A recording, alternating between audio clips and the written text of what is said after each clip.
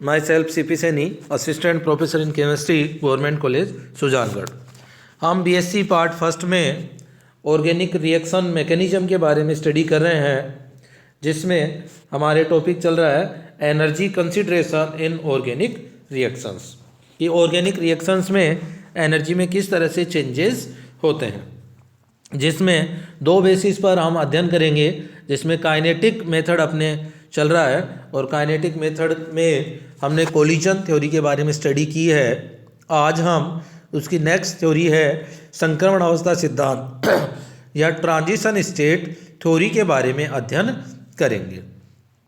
इस सिद्धांत के अनुसार अभिकारक अणुओं को उत्पाद में बदलने के लिए उच्च ऊर्जा की अवस्था से गुजरना पड़ता है, और इस उच्च ऊर्जा की अवस्था को हम संक्रमण अवस्था कहते हैं।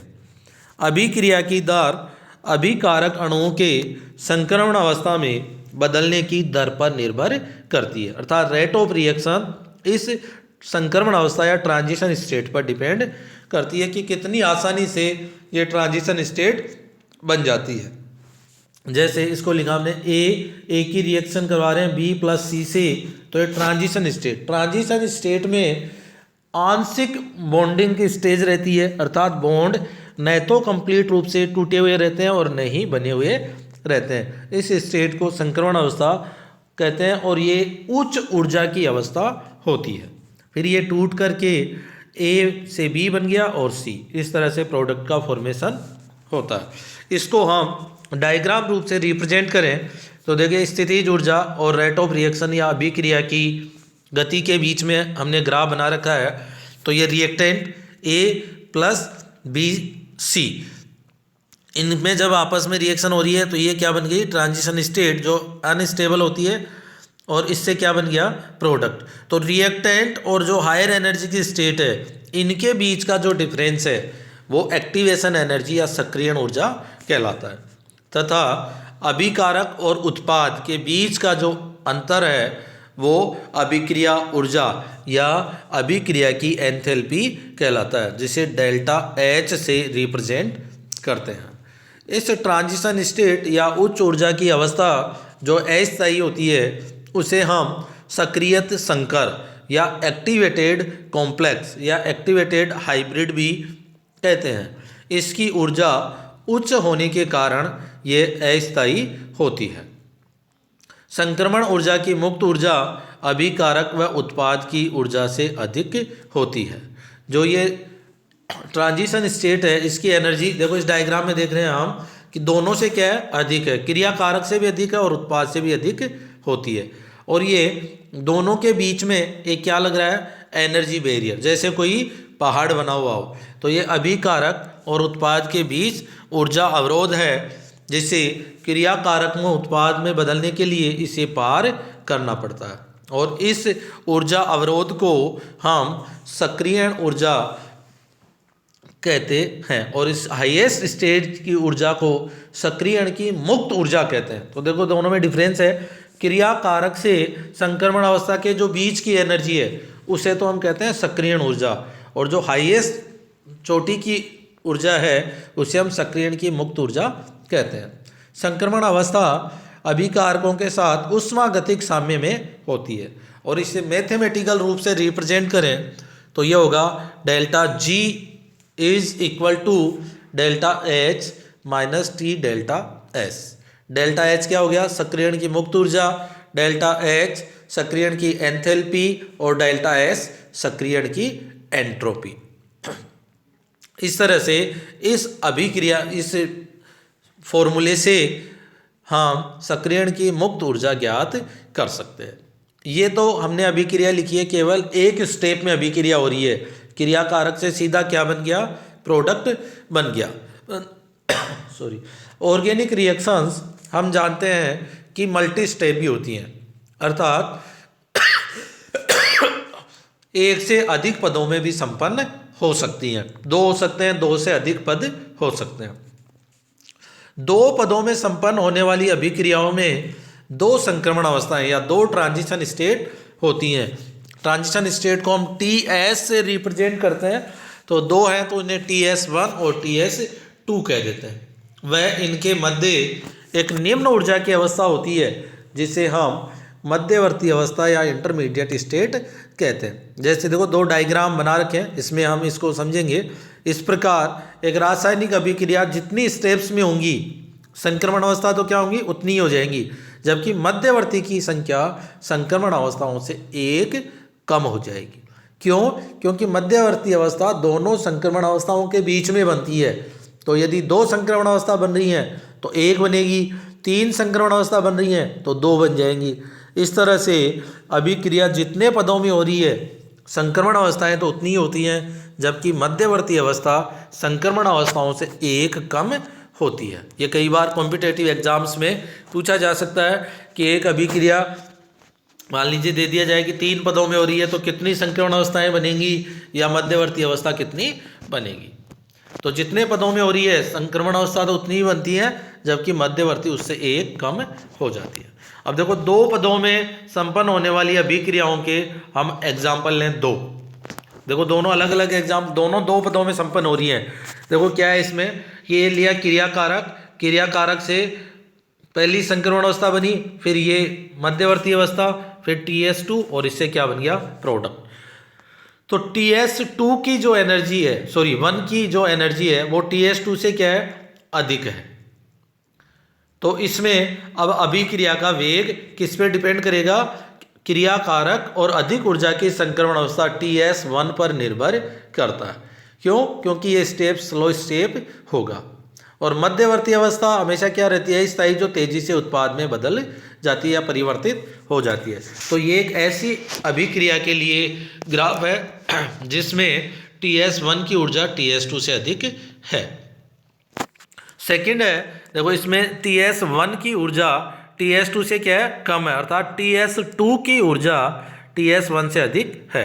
तो इस अभिक्रिया का वेग इस सेकंड स्टेप पर अर्थात मध्यवर्ती से उत्पाद बनने की दर पर निर्भर करता है। और दोनों ही कौन सी के लिए ग्राफ है, कौन सी अभिक्रिया के लिए, एक्सोथर्मिक या एंडोथर्मिक। तो इसको देखकर हम आराम से बता सकते हैं कि क्रियाकारक की एनर्जी ज़्यादा और उत्पाद की क्या है कम है। इसका मतलब इसमें एनर्जी लिबरेट होगी, अर्थात ये है एक्सोथर्मिक रिएक्शन के लिए ग्राफ है।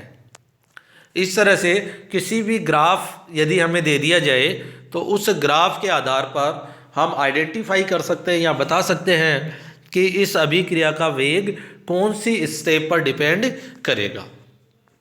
जिस अभिक्रिया और जिस TS की ऊर्जा अधिक है उसी के ऊपर वो डिपेंड करेगा।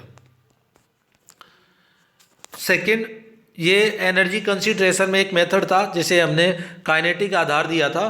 दूसरा टाइप है ऊष्मागतिक एवं गतिकीय नियंत्रण या थर्मोडायनेमिक एंड काइनेटिक कंट्रोल। जब समान अभिकारक आपस में क्रिया करके भिन्न भिन्न ताप पर अलग अलग उत्पाद बनाएं तो उसे ऊष्मागतिक एवं गतिक नियंत्रण के आधार पर स्पष्ट किया जाता है। यानी टेम्परेचर चेंज करने पर उत्पाद भी परिवर्तित हो जाता है, अर्थात अलग अलग टेम्परेचर पर यदि अलग अलग उत्पाद बनाए, रिएक्टेंट सेम है तो वो रिएक्टेंट में कोई चेंज नहीं है, परंतु टेम्परेचर चेंज करने पर यदि उत्पाद अलग अलग बनते हैं तो उसे हम ऊष्मागतिक एवं गतिक नियंत्रण या थर्मोडायनेमिक एंड काइनेटिक कंट्रोल के आधार पर एक्सप्लेन करते हैं।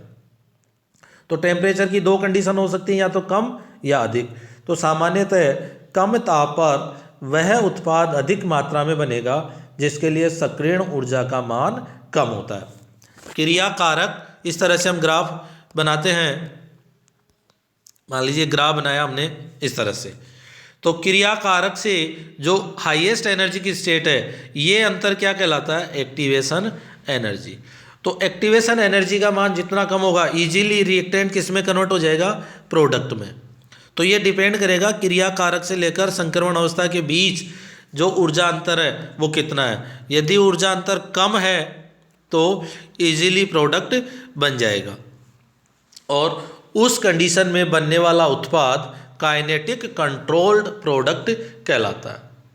इसके विपरीत यदि एक्टिवेशन एनर्जी का मान अधिक है या दूसरे वे में बोले हम कि तापमान उच्च है तो वह उत्पाद अधिक मात्रा में बनता है जो ऊष्मागतिकीय रूप से अधिक स्थायी होता है। और उस कंडीशन में डेल्टा H का मान या रिएक्शन की एंथैल्पी का मान उच्च ऋणात्मक हो तो वह बनने वाला उत्पाद थर्मोडायनेमिक कंट्रोल्ड कहलाता है। तो इसको शॉर्ट में हम बोलें कि कम ताप पर जो प्रोडक्ट बनना है वो कहलाएगा काइनेटिक कंट्रोल और उच्च ताप पर कहलाएगा वो थर्मोडायनेमिक कंट्रोल्ड प्रोडक्ट कहलाता है। अब इसको हम एग्जाम्पल से समझें। जैसे एग्जाम्पल लिया हमने 1,3-ब्यूटाडाइन और इसकी रिएक्शन करवा रहे हैं HBr से। तो देखो दो कंडीशन लेके चल रहे हैं हम, एक टेम्परेचर कम लेके चल रहे हैं -80 डिग्री सेंटीग्रेड, दूसरी कंडीशन है 40 डिग्री सेंटीग्रेड। तो दोनों में हायर टेम्परेचर कौन सा होगा? 40 डिग्री सेंटीग्रेड। तो देखो -80 पर क्या होगा, दो प्रोडक्ट बन रहे हैं, HBr से एडिशन रिएक्शन होगी, तो या तो 1 और 2 पर एडिशन हो या 1 और 4 पर एडिशन हो। तो कम टेम्परेचर पर जब 1-2 प्रोडक्ट है वो बन रहा है 80% और 1-4 प्रोडक्ट कितना बन रहा है? 20%। अर्थात कम टेम्परेचर पर 1-2 प्रोडक्ट बन रहा है। जैसे ही हमने टेम्परेचर बढ़ाया तो 1-2 प्रोडक्ट बनता है 20% और 1-4 प्रोडक्ट 80% बन जाता है। अर्थात ये जो कम टेम्परेचर वाला था वो भी हायर टेम्परेचर पर 1-4 प्रोडक्ट में कन्वर्ट हो जाता है। क्यों? क्योंकि हायर टेम्परेचर पर जो प्रोडक्ट बनता है वो थर्मोडायनेमिक कंट्रोल्ड होता है, अर्थात थर्मोडायनेमिक कंडीशन में बनता है। और थर्मोडायनेमिक कंडीशन के रूप में जो मोर सब्स्टिट्यूटेड एल्कीन बन रही है यहाँ, तो मोर सब्स्टिट्यूटेड एल्कीन ज़्यादा स्थायी होती है। तो जो 1-4 प्रोडक्ट है वो मोर सब्स्टिट्यूटेड होता है। इसलिए टेम्परेचर बढ़ाने पर यदि दो प्रोडक्ट बनने की संभावना हो 1-2 और 1-4, तो लो टेम्परेचर पर प्रोडक्ट बनेगा 1-2 और हायर टेम्परेचर पर प्रोडक्ट बनेगा 1-4। 1-2 प्रोडक्ट की अपेक्षा 1-4 उत्पाद अधिक प्रतिस्थापियों युक्त होने के कारण अधिक स्थायी होता है, परंतु इस उत्पाद में के बनने के लिए आवश्यक सक्रियण ऊर्जा क्या होती है? अधिक होने के कारण ये उच्च ताप पर ही मुख्य उत्पाद के रूप में बनता है। अर्थात हाई टेम्परेचर पर सक्रियण ऊर्जा अधिक है तो वह अभिक्रिया हाई टेम्परेचर पे होगी और सक्रियण ऊर्जा कम है तो वह अभिक्रिया लोअर टेम्परेचर पर होगी। अतः उच्च ताप पर उच्च सक्रियण ऊर्जा वाला प्रोडक्ट बनता है जिसे हम 1-4 प्रोडक्ट कहते हैं, और कम सक्रियण ऊर्जा होने पर 1-2 प्रोडक्ट बनता है। इस तरह से थर्मोडायनेमिक और काइनेटिक कंट्रोल में टेम्परेचर चेंज करने पर अलग अलग प्रोडक्ट बनते हैं, जिसका हमने एग्जांपल लिया ब्यूटाडाइन से। 1,3-ब्यूटाडाइन से दो प्रोडक्ट बन रहे हैं 1-2 और 1-4, तो लो टेम्परेचर पर प्रोडक्ट बनेगा 1-2 और हाई टेम्परेचर पर 1-4। ऐसा एग्जाम्पल हमारे सिलेबस में आगे मेंशन है एल्काडाइन, उसमें एग्जाम्स में बहुत बार पूछा जाता है। कोई भी एग्जाम्पल देकर उसके ऊपर टेम्परेचर लिख देते हैं और पूछ लिया जाता है कि यहाँ प्रोडक्ट 1-2 बनेगा या 1-4 या कौन सा प्रोडक्ट बनेगा। तो हमेशा ध्यान रखेंगे एडिशन रिएक्शन में लोअर टेम्परेचर पर प्रोडक्ट भी निकटवर्ती कार्बन पे बनाना है, जैसे 1-2 बना दिया, और हायर टेम्परेचर पर हायर प्रोडक्ट बनाना। इस तरह से इसके आधार पर इन दो theories, collision theory and transition state theory, और इसके दो मेथड काइनेटिक और thermodynamic control and kinetic control के आधार पर हम एनर्जी कंसिडरेशन का अध्ययन करते हैं। इसका सारा मैटर आपको मैंने ग्रुप में PDF के रूप में सेंड किया है, अच्छे से पढ़ेंगे। Thank you.